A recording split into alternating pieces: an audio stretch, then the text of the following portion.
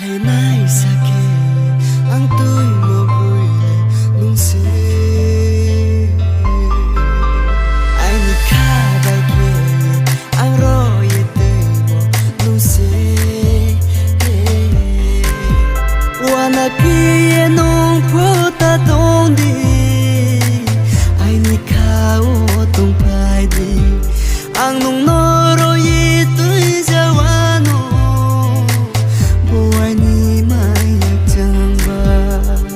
tháng tuổi bay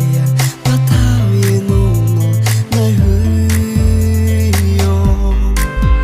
hạt cha lo thơ mi po ai nin khao kri mo ba